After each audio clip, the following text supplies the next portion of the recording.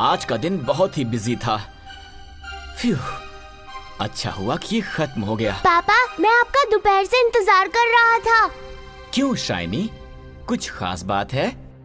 हाँ पापा, मुझे डिक्टेशन टेस्ट में 10 में से 10 मिले हैं और साशा की 4 स्पेलिंग्स गलत हो गई।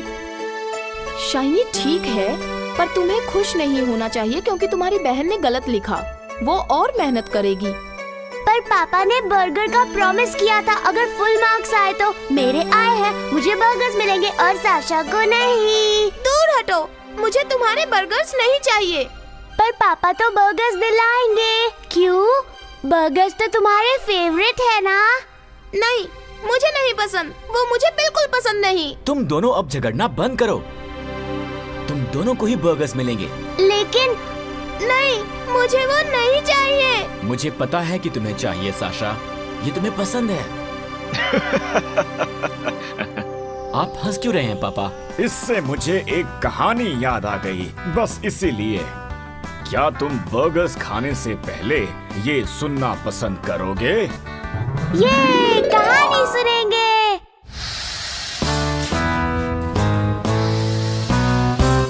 एक बार जंगल में बहुत दूर एक लोमड़ी रहती थी जिसे अच्छी अच्छी चीजें खाना पसंद था। वो बहुत बड़ी लालची थी और हमेशा टेस्टी खाना ढूंढती रहती थी।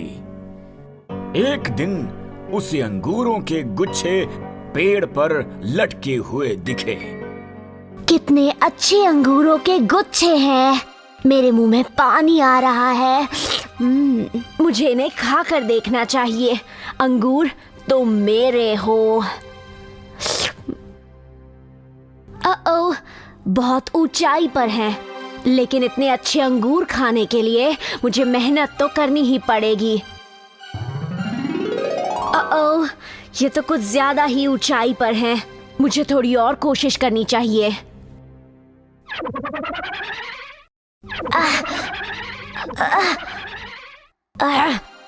ये अंगूर इतनी ऊंचाई पर क्यों हैं?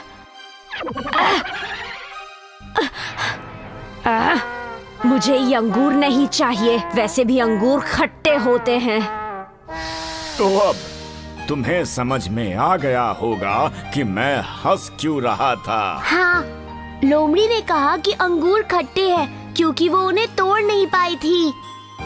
ऐसा ही होता है मेरे प्यारे बच्चों, जो चीजें हमें मिल नहीं पाती उसके बारे में हम गलत ही बोलते हैं। क्या ऐसा ही है साशा? तो ठीक है, साशा अगली बार और अच्छा काम करेगी, लेकिन फिलहाल कम ऑन, सब तैयार हो जाओ, हम बर्गर्स खाने जा रहे हैं।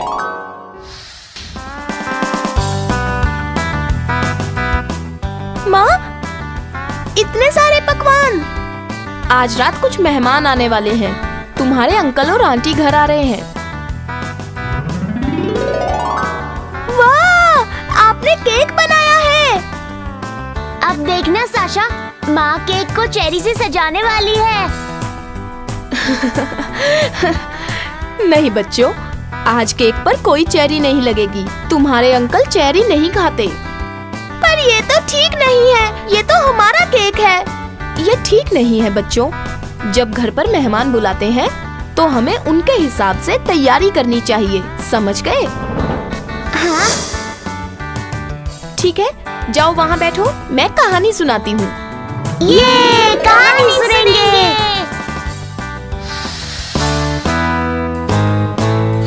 बहुत पहले एक फॉक्स और स्टॉर्क पड़ोसी की तरह जंगल में रहते थे। वो एक दूसरे को ज्यादा परेशान भी नहीं करते थे, लेकिन फॉक्स बहुत चालाक थी। वो दूसरों के साथ चालाकियां करती थी। एक दिन उसने स्टॉर्क को परेशान करने का सोचा।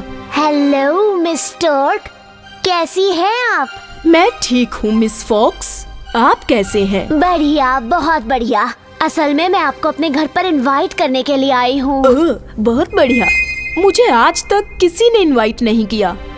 पर ओकेजन क्या है? मेरे जन्मदिन पर मेरे सभी जानने वाले वहाँ होंगे, क्या आप आएंगी? मुझे बहुत अच्छा लगा, मैं पक्का आऊंगी। जरूर आना, मैंने चिकन सूप बनाया है।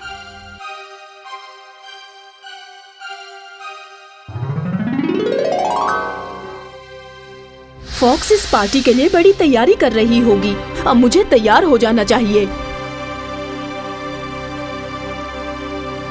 ओह, hello miss Fox, happy birthday. Oh, आने के लिए शुक्रिया मिस स्टोर्क। अंदर आ जाइए, डिनर तैयार है। सच में खुशबू तो बहुत अच्छी है। चलो चलते हैं। शुक्रिया मिस फॉक्स इस सब के लिए। ओह, अब रुकिए मत मिस स्टोर्क, ये रहा सूप, हम दोनों के लिए गर्मा गर्म तैयार। मैं इंतजार नहीं कर सकती। चलिए पीते हैं।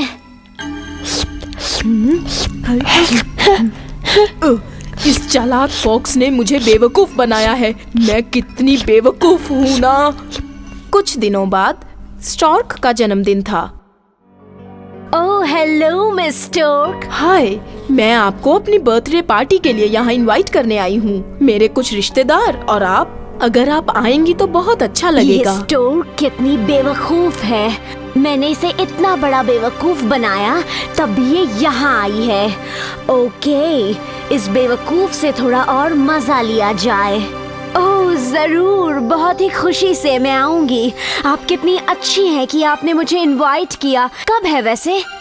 अभी 1 घंटे में। उम्मीद करती हूँ कि आप बिजी नहीं होंगी। नहीं नहीं, कुछ खास नहीं। तब तो ठीक है, जल्दी आइएगा। मेरी बहन चिकन सूप बना रही है और वो बहुत अच्छा खाना बनाती है।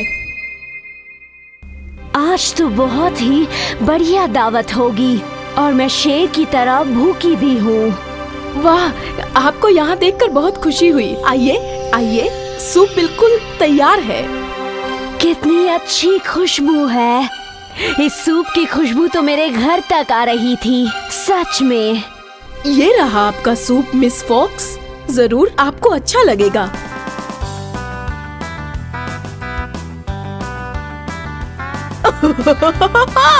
ओह, क्या हुआ मिस फॉक्स? चालाक स्टोर्क। अच्छा होगा अगर मैं बड़ी बेवकूफ बनने से पहले ही निकल जाऊं। ओह मिस स्टोर्क, मुझे याद आया कि मैं स्टोव पर कुछ रखकर भूल गई हूँ।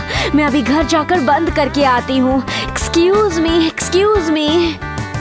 बट मिस फॉक्स, क्या आप सूप नहीं पिएंगी?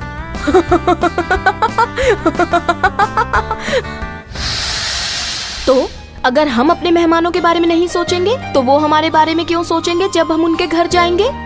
वाह, अच्छी कहानी और बढ़िया डिनर। तो अच्छा चलो, अब आकर मेरी मदद करो।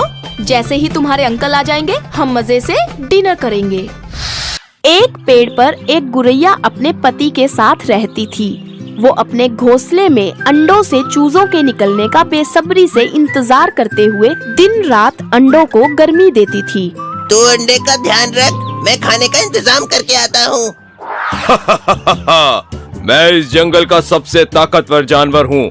मेरे रास्ते में जो भी आएगा मैं उसे तहस नहस कर दूंगा। मैं ये सारा जंगल नष्ट कर दूंगा, एक पेड़ भी नहीं छोड़ूंगा।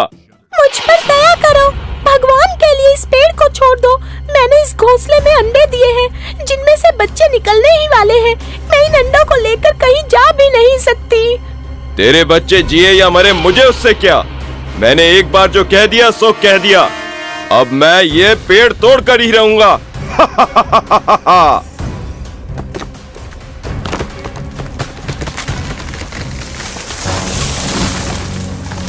बेरहम, तूने मेरे बच्चों को मार दिया।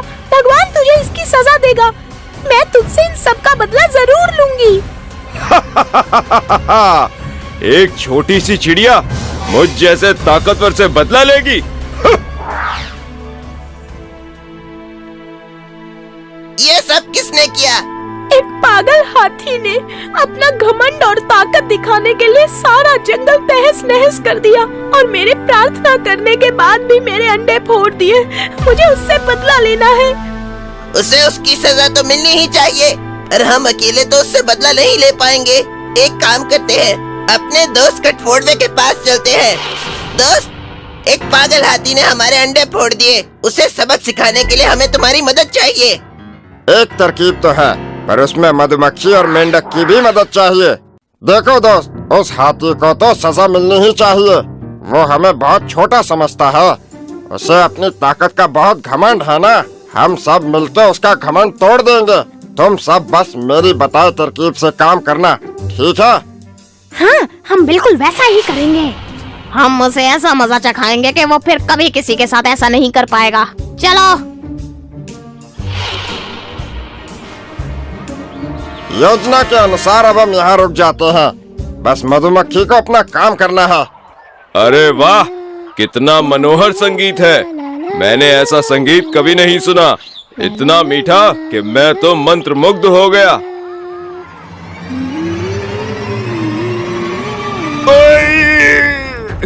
मैं मर गया, कोई बचाओ मुझे कुछ नहीं दिखाई दे रहा। दर्द से मेरी जान निकल रही है, कोई मेरी मदद करो। करैया के इतनी विनती करने के बाद भी तूने उसके अंडे फोड़ दिए, तो कोई तेरी मदद क्यों करेगा? मुझे तेरी मदद नहीं चाहिए।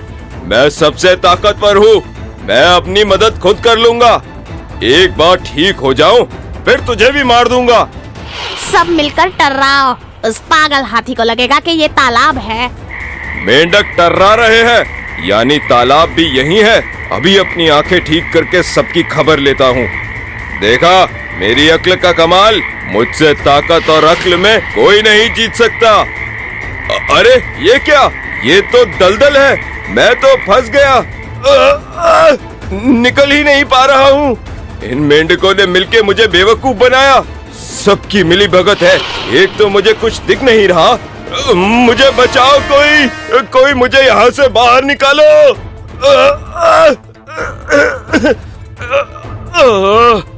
तूने ही कहा था ना, एक छोटी सी चिड़िया मुझ जैसे ताकतवर से क्या बदला लेगी?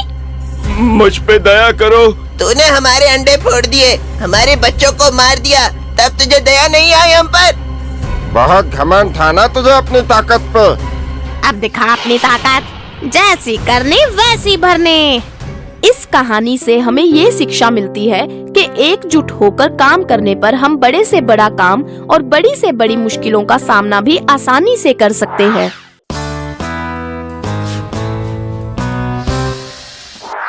एक बार एक बंदर था। वो जंगल में एक छोटी सी झोपड़ी में रहता था। वो बहुत चालाक था। एक दिन बंदर को बहुत जोर से भूख लगी। उसने सोचा कि चलो चलकर खाने के लिए कुछ ढूंढा जाए। मुझे बहुत भूख लगी है। मेरे पास तो कुछ खाने के लिए भी नहीं है। चलो बाहर जाकर देखता हूँ, शायद कुछ खाने के लिए मिल जाए। बंदर खाने की तलाश में अपनी झोपड़ी से निकला और एक पेड़ से दूसरे पेड़ पर कूदता हुआ मस्ती करता हुआ निकल पड़ा। जंगल के पास ही में एक गांव था जहां दो बिल्लियां रहती थीं। एक का नाम था चुलबुल और दूसरी का नाम था भूरी। चुलबुल नीले रंग की प्यारी सी बिल्ली, उसकी आंखें भी नीली थीं। भूरी बिल्ली का रंग भूरा था और उसकी आंखें भी भूरी थीं। दोनों बहुत अच्छी दोस्त थीं। वो पूरे गांव में साथ खेलती, साथ घूमती और सभी घरों में साथ में चोरी करके वहां से भाग जाती। दोनों दिन भर मस्ती करती। एक दिन खेलते खेलते उन्हें भूख लगी तो दोनों चल पड़ी लोगों के घरों की तरफ और उनकी नजर एक रोटी पर पड़ी। देख, वहाँ एक रोटी पड़ी है, चल जाकर उठा ले। शुक्र है रोटी हमें रास्ते में पड़ी मिल गई। अब ज्यादा मेहनत भी नहीं करनी पड़ेगी। भूख भी बहुत तेज लगी है। बंदर की नजर भी उन बिल्लियों पर ही थी और उनके हाथ में रोटी देखकर उसके मुंह में पानी आ गया। काश कि वो रोटी मुझे मिल जाए। भूख तो मुझे बहुत जोरों की लगी है। बिल्लियों ने वो रोटी उठाई। अब रोटी एक और खाने वाले दो। मुसीबत ये थी कि इसे बांटे कैसे। इसी बात को लेकर दोनों में झगड़ा हो गया। नहीं, ये रोटी मेरी है। नहीं, मेरी है। नहीं, मैं तुम्हें ये नहीं दूंगी। मेरी नजर इस पर पहले पड़ी थी तो ये खाऊंगी भी मैं ही, समझी तुम? हटो, ये मेरी है। नहीं, ये मेरी है, मुझे दो, मुझे दो। मैंने कहा हट जाओ, ये मेरी है। अब ये नजारा देखकर बंदर खुश हो गया और वो इन बिल्लियों की लड़ाई सुलझाने गया। रुको रुको, तुम दोनों झगड़ क्यों रही हो? क्या हुआ? देखो भैया, ये मुझे रोटी नहीं दे रही है। पहले मेरी नजर रोटी पर पड़ी थी। नहीं, ये मेरी है, मैंने पहले देखी थी। अच्छा रुको, मेरे पास एक तरकीब है। क्यों ना मैं तुम्हारी ये रोटी 2 हिस्सों में बराबर बराबर बांट दूं? हाँ, ये ठीक रहेगा। तुम इसके 2 बराबर बराबर हिस्से कर दो। हाँ, यही ठीक रहेगा। इससे किसी को ज्यादा नहीं मिलेगा। इस तरह बंदर ने चालाकी से उन दोनों को मना लिया और उस रोटी के 2 टुकड़े किए। ये क्या? एक हिस्सा तो बड़ा है और एक छोटा। बड़े वाला हिस्सा तो मैं ही खाऊंगी। नहीं, बड़ा हिस्सा मैं खाऊंगी। इसे छोटा दे दो। देखो तुम झगड़ा मत करो, इसका भी हल है मेरे पास। मैं दोनों हिस्सों को बराबर कर दूंगा। इतना कहकर बंदर ने बड़े वाले हिस्से में से एक टुकड़ा तोड़ा और खा लिया। दोनों बिल्लियां ये देखकर खुश हो गईं कि अब उन्हें बराबर बराबर खाने को मिलेगा। पर बंदर के खाने के बाद वो हिस्सा छोटा हो गया और दूसरा बड़ा। बंदर ने फिर से उसे बराबर करने के लिए दूसरे हिस्से का टुकड़ा तोड़ा और खा लिया, पर फिर भी दोनों हिस्से बराबर नहीं हुए। ये सिलसिला यूं ही चलता रहा। बंदर दोनों हिस्से बराबर करने के चक्कर में पूरी रोटी खा गया। ये क्या? तुमने हमारी पूरी रोटी खा ली। तुमने हमें धोखा दिया। हम तुम्हें नहीं छोड़ेंगे। समझे तुम बंदर? कहाँ भाग रहे हो? रुको, रुको तुम। बिल्लियां उसे पकड़ने के लिए उसके पीछे भागी ही थी कि बंदर इतने में वहाँ से भाग गया और एक पेड़ से दूसरे पेड़, दूसरे से तीसरे पर कूदता हुआ वो जल्दी जंगल में बहुत दूर चला गया। इससे अच्छा होता कि हम खुद ही इसके 2 हिस्से कर लेते। हाँ, अगर हम में से एक को बड़ा हिस्सा मिलता तो क्या हो जाता? कम से कम रोटी खाने को तो मिलती। इस कहानी से हमें ये सीख मिलती है कि 2 लोगों के झगड़े में फायदा तीसरे को ही मिलता है। इसलिए हमें अपनी लड़ाई आपस में ही सुलझा लेनी चाहिए।